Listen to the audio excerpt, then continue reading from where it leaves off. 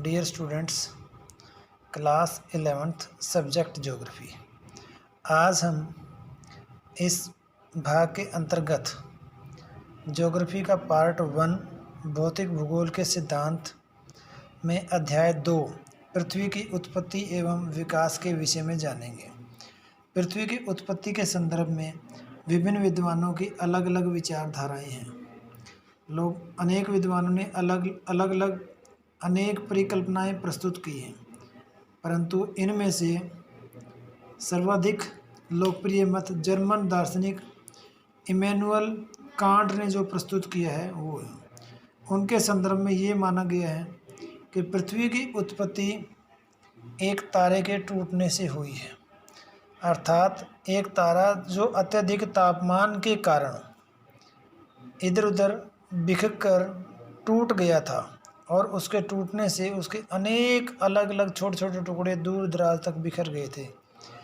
जो भाग सबसे अत्यधिक तापमान वाला था वो सूर्य कहलाया, और जो भाग काफ़ी दूर जाकर गिरा, जिस पर समय के साथ साथ बदलाव हुए, धूल मिट्टी रेत जलकण इत्यादि जमते गए, वो भाग पृथ्वी कहलाया। और यही धीरे धीरे संघनित होकर ग्रहों के रूप में परिवर्तित होता गया। अब बात आती है आधुनिक सिद्धांत की।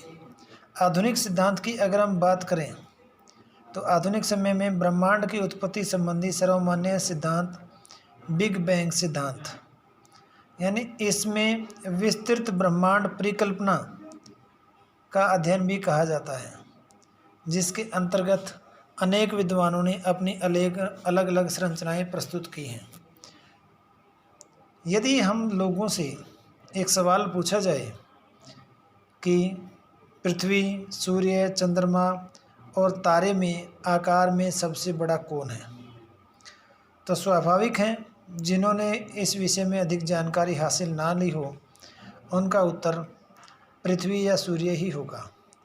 परंतु ऐसा नहीं है, क्योंकि आकार में सबसे बड़ा तारा है। पृथ्वी उसके मुकाबले में कई हजार गुना छोटी है।